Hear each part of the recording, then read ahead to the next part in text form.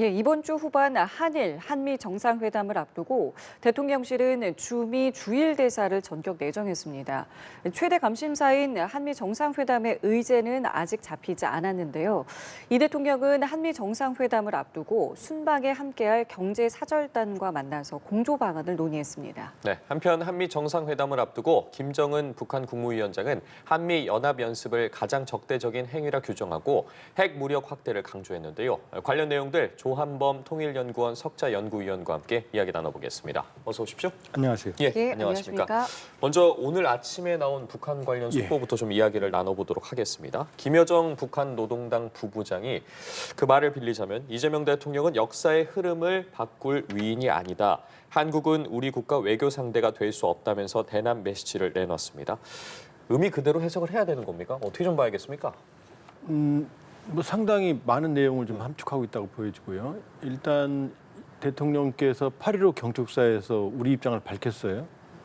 이제 북한은 조한 관계, 그러니까 이제 국가 대 국가 관계다.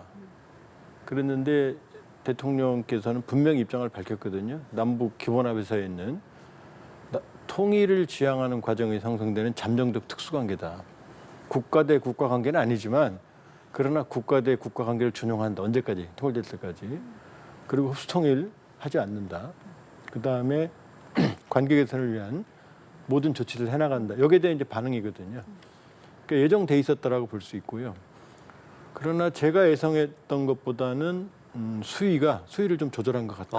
조절한 것 같다고요. 예. 오. 왜냐하면 일단 이제 주목할 부분은 역사를 바꿀 위인이 못 된다 그랬거든요. 네, 맞습니다. 그러니까 역사를 바꾸면 된다는 거거든요. 그 내용은. 그다음에 두 번째는 외교 상대가 못 된다 그랬거든요. 그러니까 마주하지 않겠다는 게 아니라 외교 상대의 수준이 안 된다 이 얘기입니다. 그리고 김여정 부부장이 지금 외무성 성원들과 회의를 하고 지시를 전달했다고 그랬거든요. 이게 아주 중요한 포인트거든요. 왜냐하면 통전부나 조국평화통일위원회가 지금 없어졌어요. 우리 통일부 상대가.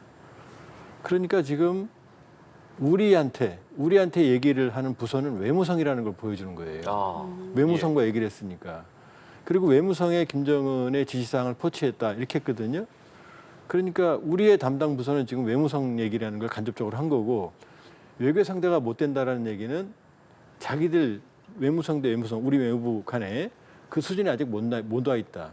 역사를 바꿀 위인이 못 된다는 얘기는 뭐냐면 한미연합훈련 계속하지 않냐. 적대정책 계속하지 않는 거 아니냐. 이 얘기를 하는 거거든요. 그러니까 김여정이 지금 7월 28일부터 대남 대미담화 29일 냈고 또 대남 담화는 또 냈잖아요. 그러니까 김여정이 이 통일전선부, 조국평화통일위원회 대남기구가 없어진 상황에서 대남대미 외무성의 컨트롤 타워 역할을 지금 하고 있는 거죠. 그러면 말씀을 정리하자면 오히려 좀 반대로 역사의 흐름을 좀 바꿔라, 바꿀 위인이 되어봐라, 우리의 외교 상대가 좀 되어봐라, 그리고 그 전제로는 지금 하고 있는 여러 가지 것들에 대해서 좀 바꿔봐라, 이렇게. 그 그럼 거기서 가장 전제가 되는 건 어떤 겁니까? 일단은 적대 정책을 버리라는 거죠. 첫 번째는 뭐냐면 대통령께서 언급한 이 남북관계 이거 버리라는 거고 국가 대 국가 관계라는 거고 그다음에 외교 관계를 하려면 한미연합훈련 같은 적대시 정책을 하면 안 된다는 거. 만일 그렇게 하면 마지막에 나오죠. 외교 무대에서 한국과 연대하는 그런 국가들하고도 자기들이 싸우겠다라는 거거든요. 네네. 지금 뒷배가 이제 러시아가 생겼으니까.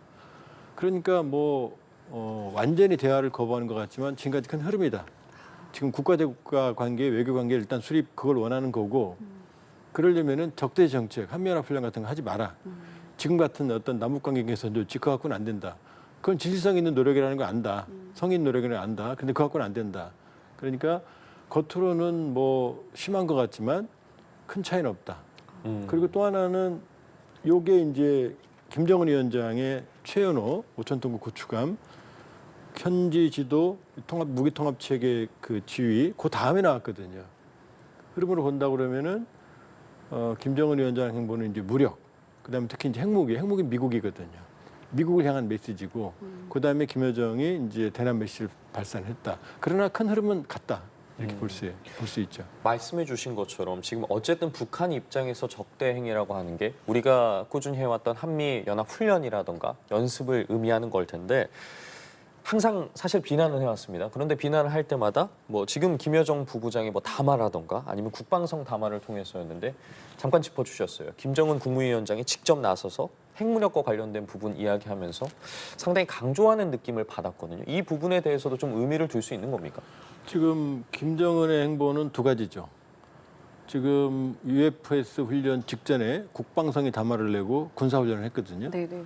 근데 그 훈련을 자세히 보면 이게 단거리 박격포 훈련이에요. 전술 훈련이에요. 사거리가 몇 킬로미터밖에 안 돼요. 그러니까 존재감을 거기다 김정은 위원장도 현지지도 안 했고 그러면은 본인들의 존재감을 보여주지만 수위는 조절한 거죠.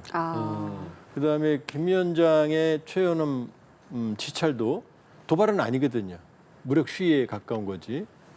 그러나 이 최연함을 분명히 이 해상 플랫폼, 핵투발산의 해상 플랫폼으로 쓰겠다는 것. 그러니까 핵능력 고도화, 다각화의 일환이죠.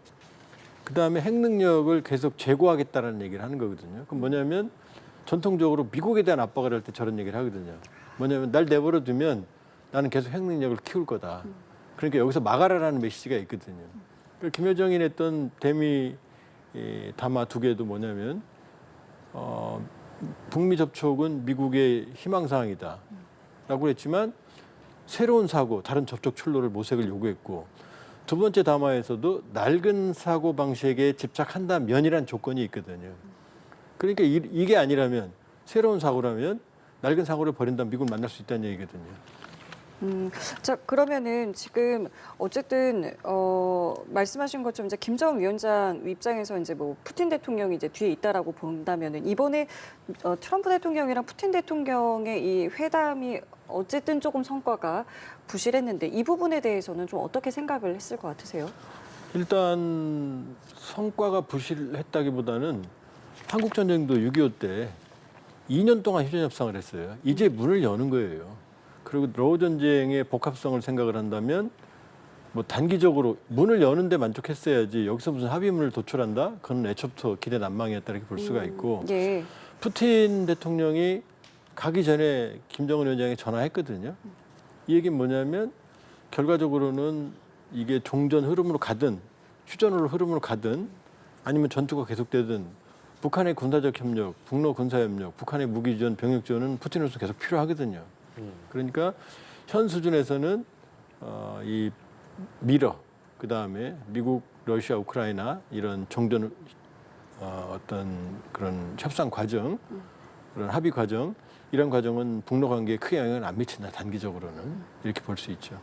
당장 어쨌든 이번 주에 우리 입장에서는 한일 정상회담을 시작으로 다음 주에 한미 정상회담이 예정이 돼 있습니다. 한일 한미 정상회담을 앞두고 우리 대통령실에서도 지금 주미 대사의 강경화 전 외교부 장관, 주일 대사의 이혁 전 베트남 대사를 내정을 했는데 순방을 앞두고 지금 해당 주재국 이제 대사가 공석인 게 외교적인 결례이기 때문에 어쨌든 좀 속도를 냈다라는 해석도 나오고 있는 상황에서 그 면면을 봤을 때 좀 어떤 평가를 내릴 수 있겠습니까?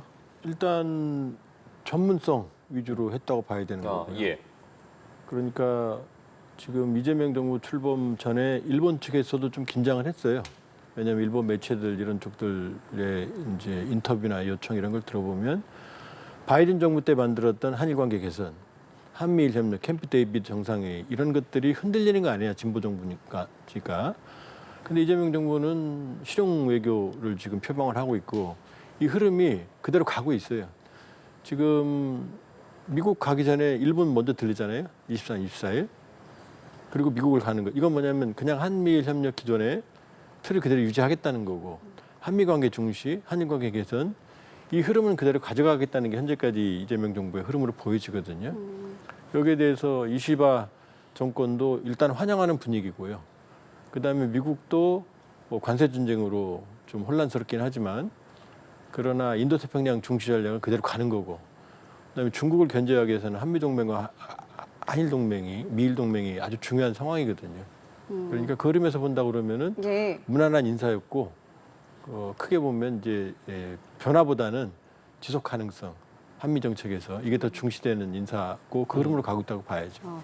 알겠습니다. 자, 저희가 조금 전에 이제 김여정 부부장의 이 담화에 대해서 앞서 말씀을 좀 나눴었는데 관련해서 지금 대통령실 입장이 나오고 있습니다. 말씀을 좀 드리면 이재명 정부의 한반도 평화를 위한 선제적인 조치들은 일방의 이익이나 누구를 의식한 행보가 아니라 남북 모두의 안정과 번영을 위한 것이다. 정부는 적대와 대결의 시대를 뒤로하고 한반도 평화 공존과 공동 성장의 새 시대를 반드시 열어나갈 것입니다. 라는 입장을 내놨다라고 합니다.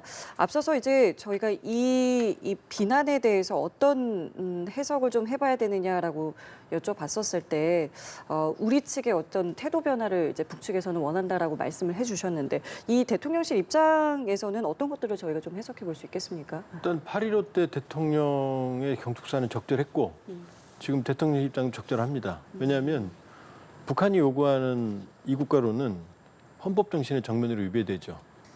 왜냐하면 적대적 이국가론, 그것도 그냥 평화적 이국가론도 아니고 적대적 이국가론이거든요. 그건 우리가 도저히 수용할 수 없죠. 민족 공동체 통일 방안에 위배되고 그다음에 헌법 정신에 위배되거든요. 그러니까 북한은 적어도 당분간은 저 입장을 바꾸질 않을 거예요. 그러면 우리는 기존의 입장, 남북 기본합의서 합의한 거거든요. 남북이 잠정적 특수관계. 그러나 국가 대 국가, 무력 통일, 협 통일을 안 한다. 합의 통일을 한다. 민족 공동체 통일 방안에는 통일 국가의 최종 형태에 대해서도 공간으로 남겨놨어요. 어느 체제로 간다고 안 써 있거든요. 그러니까 북한이 무리한 요구를 하고 있다. 수용 불가능한 요구를 하고 있다. 따라서 북한 요구에 일희일비할 필요가 없다. 남북 기본합의서 정신대로 그대로 우리 입장대로 가면 된다. 오히려 북한은 통일민족 개념 삭제를 지시했지만 주민들에게는 한 번도 설명을 못 하고 있거든요. 자기 주민들에게 설명도 못 하는 거 우리에게 받으라고 그러는 거거든요. 왜냐? 통일민족 개념 삭제를 설명을 하기 시작하면 김일성, 김정일 유언과 충돌하고 남북 기본합의서는 김일성, 김정일 그 집권기에 합의가 된 거거든요. 네.